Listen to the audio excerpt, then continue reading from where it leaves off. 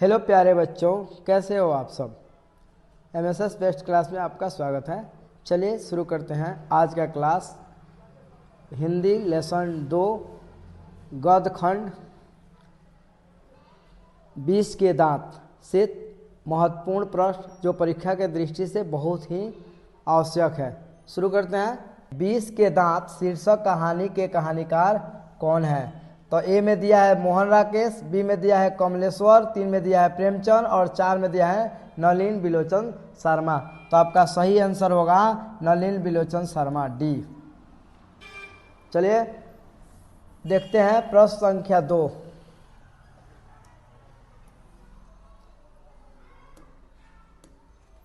प्रश्न संख्या 2 में है गिरधर लाल कौन है। तो गिरधर लाल किरानी हैं और मदन के पिता हैं। तो देखिए इसमें दिया है कासू के पिता, मदन के पिता, रजनी के पिता, शेफाली के पिता। तो ये आपका ऑप्शन होगा मदन के पिता। गिरधर लाल सेन साहब के किरानी थे।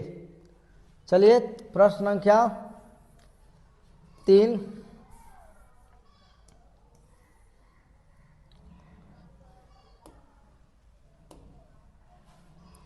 प्रश्न संख्या 3 में मदन ने कासू के कितने दांत तोड़ डाले। मदन ने कासू के कितने दांत तोड़े थे लट्टू के खेल में। मदन ने लट्टू के खेल में 2 दांत तोड़े थे। किसके? कासू के। तो इसमें 2 ऑप्शन होगा। चलिए आगे चलते हैं। नलिन बिलोचन शर्मा के माताजी का क्या नाम था। नलिन बिलोचन शर्मा के माताजी का क्या नाम था। तो एक में लिखे पद्मावत शर्मा, कलावती शर्मा, रत्नावती शर्मा, इंद्रावती शर्मा। तो इसमें ऑप्शन होगा आपका ऑप्शन सी, रत्नावती शर्मा। चलिए आगे चलते हैं। प्रश्न संख्या 5। प्रश्न संख्या 5 देखेंगे। देखिए सब इम्पोर्टेंट क्वेश्चन है, आप विशेष ध्यान दीजिएगा इसमें। नलिन बिलोचन शर्मा की कहानी में किसके तत्व समग्रता का उभर कर आए हैं। देखिए फिर से पढ़ते हैं। 5 नंबर, नलिन बिलोचन शर्मा के कहानियों में किसका तत्व समग्रता उभर कर आए हैं। तो एक है राजनीतिकता का, मनोवैज्ञानिकता का, सामाजिकता का, इनमें से सभी। तो ये जो है ऑप्शन इसका होगा मनोवैज्ञानिकता का। इम्पोर्टेंट है, बहुत इम्पोर्टेंट है, याद रखिएगा। मनोवैज्ञानिक आधारित एक प्रश्न है, MBBI है, ठीक है। चलिए मनोदशा इसलिए दर्शा रही है कि लिंग भेदभाव इसमें है और दूसरा धन के लिए ऊंच नीच की भावना भी इसमें है, इसीलिए यह मनोदशा पर आधारित है और मनोदशा को उभार को आगे लाती है। प्रश्न संख्या देखेंगे हम 6। मोटर कार को किससे खतरा हो सकता था। लड़कियों को तमीज़ दी गई थी, नौकर चाकर आ नहीं सकते थे और मदन गाड़ी छूने पर भी उसको डांटा जाता था। तो आप जान सकते हैं कि खोखा से, ठीक है, खोखा से। ड्राइवर से नहीं था, मदन से नहीं था, इंजीनियर से नहीं था, याद रखिएगा खोखा से। चलिए आगे चलते हैं हम लोग। प्रश्न संख्या 7। ये भी क्वेश्चन बहुत इंपॉर्टेंट है, कई बार पूछ चुका है। तो देखिए खोखा खोखी किस भाषा का शब्द है। देखिए बहुत लोग इसमें होंगे जो बंगाली जानते होंगे, तो आप तो पता है, लेकिन जिनको नहीं पता वो भी जान जाए कि यह बंगाली शब्द है, यानी बांग्ला का है। कहाँ का है? बांग्ला का शब्द है, ठीक है। आगे चलते हैं 8 नंबर।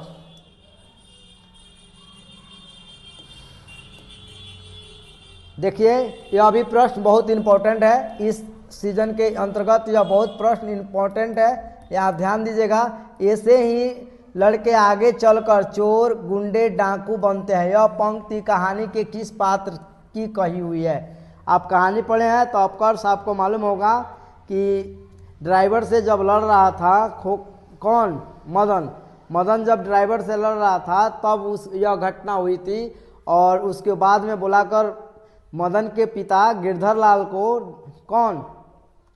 सेन साहब डांट लगा रहे थे, कह रहे देखिए ऐसे ही लड़के आगे चलकर चोर गुंडे बनते हैं। समझ रहे हैं ना किस आधार पर है।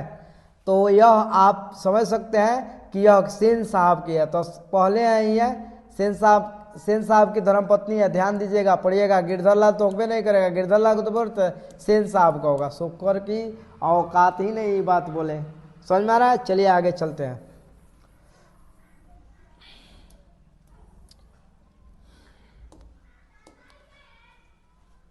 देखिए एक और क्वेश्चन आ गया खोखा खोखी के आधारित।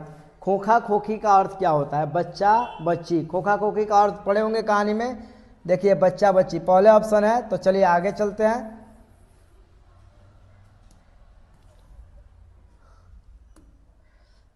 ये भी इंपॉर्टेंट क्वेश्चन है। खोखा का क्या नाम था? खोखा का नाम क्या था? तो खोखा का नाम था कासू। खोखा का नाम था कासू। किसू नहीं था, किस्यू नहीं था, केसू नहीं था। याद रखिए बहुत इंपॉर्टेंट है, इसमें चेंजिंग होता है, इसीलिए याद रखना। इस वर्ण को देख रहा कासू, उसका नाम था कासू। 11 नंबर प्रश्न देखते हैं। 20 के दांत कैसी कहानी है? 20 के दांत पहले ही बताया गया है। यह कहानी मनोवैज्ञानिक आधारित है, सामाजिक नहीं है, ऐतिहासिक नहीं है, धार्मिक नहीं है, मनोवैज्ञानिक है। यह कहानी मनोवैज्ञानिक है। देखिए एनालिसिस न करने का वजह है कि हम अभी कम समय का वीडियो डाल रहे हैं। आप लोग का अगर सपोर्ट मिलेगा तो हम ज़रूर एनालिसिस कर के लंबा वीडियो डालेंगे। ठीक है, ठीक है। सेन साहब अपने पुत्र को क्या बनाना चाहते थे? याद है सेन साहब को? मेरा बेटा अभी बढ़ई से ठुकवा रहे थे तो कह रहे थे मेरा बेटा तो अभी ठोक पीट कर रहा है, यानी क्या बनेगा? इंजीनियर बनेगा। तो इसमें देखिए इंजीनियर बनेगा। इंजीनियर इसमें है, तो इंजीनियर और बिजनेसमैन दोनों बनाना चाहते थे। खुद बिजनेसमैन थे और उसको अपने बेटे को इंजीनियर बनाते थे। वकील तो बनाना ही नहीं चाहते, प्रोफेसर नहीं, डॉक्टर नहीं। समझ में आ गया। आगे चलते हम लोग। मदन अक्सर किसके हाथों पीटता था? तो मदन अपने पिता गिरधर के हाथों पीटता था। तो गिरधर इसमें देखिए तो माता नहीं, सेन साहब नहीं, खोखा नहीं, अक्सर अपने पिता के हाथों पीटता था। नलिन बिलोचन शर्मा के पिता का क्या नाम था? पंडित रामावतार शर्मा। पहले ही मिल गया। तो चलिए आगे चलते हैं। सेन साहब किसे खूब फटकार लगाई? तो सेन साहब ने गिरधर लाल को खूब फटकार लगाई। किसको लगाई जी? गिरधर लाल को। याद रखिएगा। चलिए 20 के दांत कहानी किस वर्ग के अंतर विरोधी को उजागर करती है? 20 के दांत। तो देखिए निम्न वर्ग का कहानी, निम्न वर्ग को तो उत्तेजित किया, मध्य वर्ग, उच्च वर्ग के तो थे नहीं, यह मध्य वर्ग के थे। किस वर्ग के थे? यह जो खोखा के पिता और खोखा जो थे कासू, वो मध्य वर्ग के थे। वहीं उन्हीं के आधार पर यह कहानी दी गई है। तो मध्य वर्ग पर आधारित है। तो मध्य वर्ग का 17 नंबर प्रश्न देखेंगे। कासू मदन के साथ किस खेल में शरीक होना चाहता था? किस खेल में? तो लट्टू के खेल में। याद रखिएगा। किस खेल में जी? फुटबॉल के खेल में नहीं, हॉकी के खेल में नहीं, बैडमिंटन के खेल में नहीं, लट्टू के खेल में। किस खेल में? तो लट्टू के खेल में। चलिए आगे चलते हैं। प्रश्न संख्या आपका 18। प्रश्न संख्या 18 में सेन साहब किसे व्यंग से ऐंठ कर रह गए? पत्रकार महोदय से। क्या बोले थे अपने बच्चे को? कुछ भी बनिए, नेक बनेगा। मेरा बच्चा एक इंटेलिजेंट बने, यानी पहले वह कुछ भी वो निर्णय ले, कुछ भी बने, लेकिन एक अच्छा